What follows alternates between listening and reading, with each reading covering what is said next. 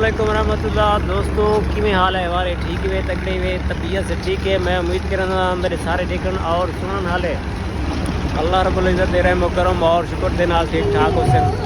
मैं भी ठीक में अल्हम्दुलिल्लाह सब खैर पे करम है अल्लाह ताला दा।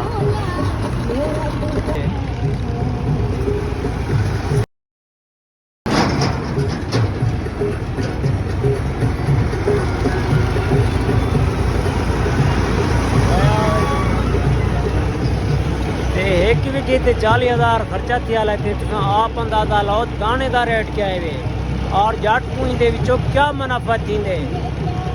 ये जालिम हुकूमत सारे ते मसला थे भी अल्लाह को बर्बाद करे। जट दा बस अल्लाह ही आपे दे।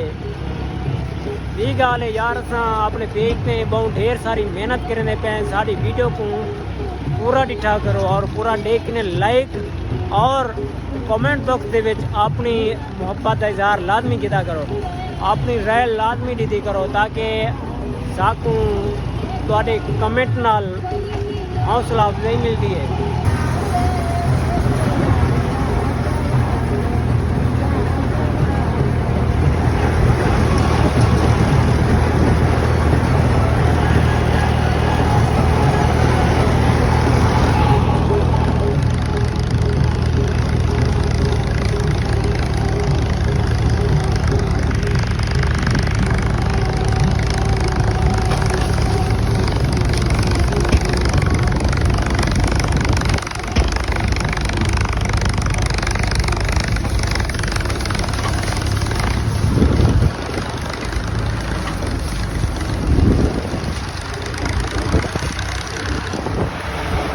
अच्छा दोस्तों, आज की वीडियो इतनी खत्म करने हैं। अपना और अपने हकम सहना रिश्तेदार ताल्लुकदार सारे का ढेर सारा ख्याल रखे। सो जज़ाकल्लाह खैर।